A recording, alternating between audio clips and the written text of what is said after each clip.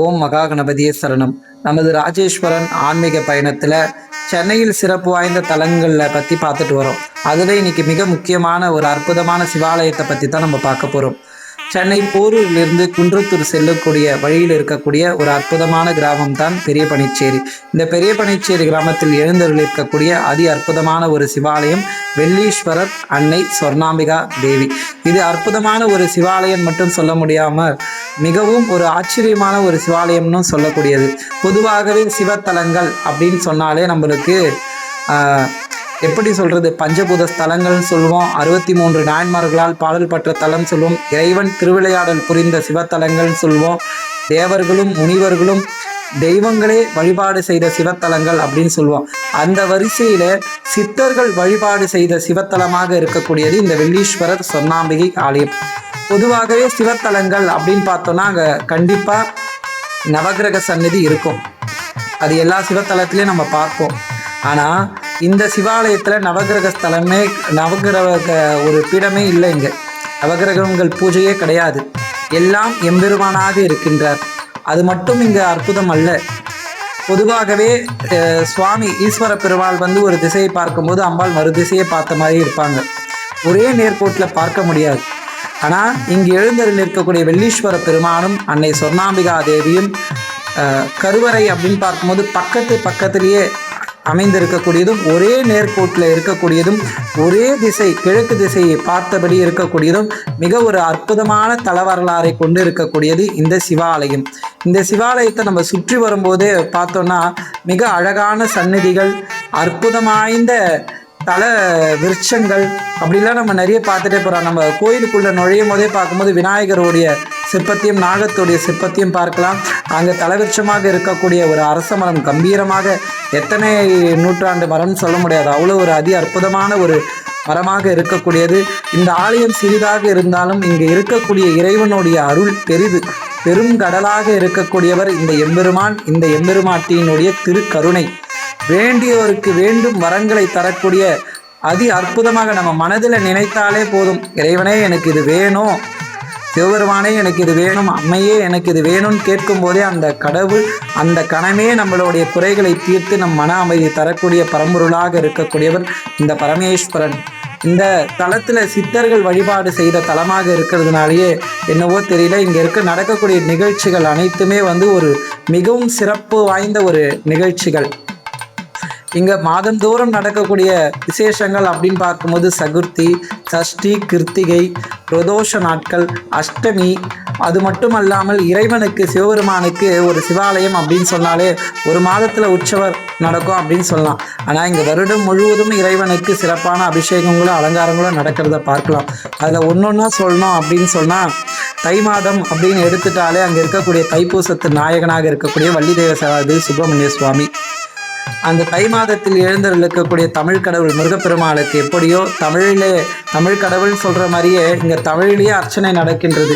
தேவாரம், திருவாசகம், திருமுறை, அபிராமி அந்தாதிகள் தான் பாடப்படுகின்றது.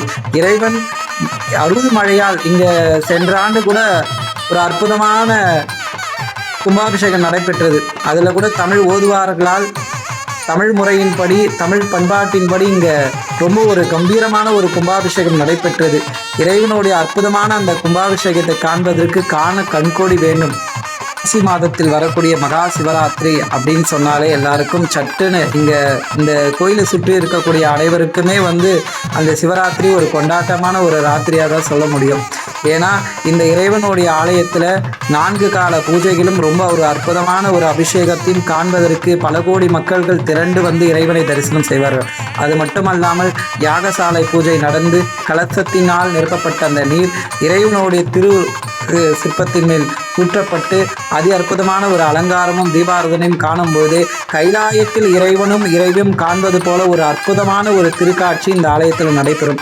அது மட்டுமல்லாமல் பங்குனி மாதத்தில் சிறப்பு, சித்திரை மாதத்தில் சிறப்பு, இறைவனுக்கு சிறப்பு அபிஷேகங்கள் அலங்காரங்கள் நடந்து கொண்டிருக்கும். ஆனி மாதத்தில் ஆனி மாத பௌர்ணமி அப்படின்னு சொன்னாலே இந்த ஆலயத்தில் திருக்கல்யாண வைபோகம். ஆனி மாதத்தில் நடக்கக்கூடிய வெள்ளீஸ்வரர் அன்னை சொர்ணாம்பிகா திருக்கல்யாணத்துக்கு ஒரு சிறப்பு உண்டு.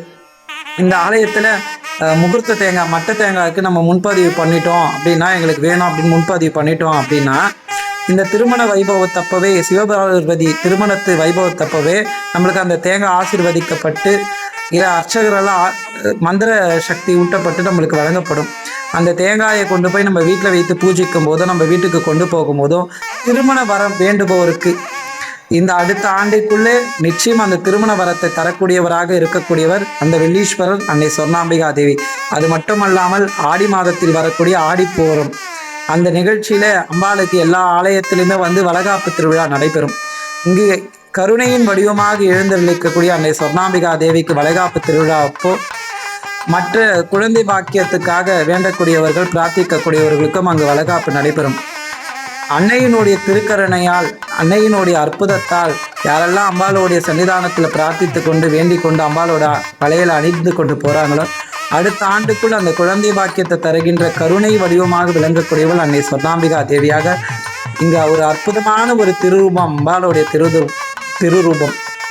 நம்ம போய் அம்பாள் முன்னாடி நின்று தாயே அப்படின்னு நம்ம ஒரு மனக்குறையோடு நிற்கும் போதே அம்பாள் நம்மளுடைய கவலையெல்லாம் அந்த கணமே இறக்கி வைக்கின்றார்கள்.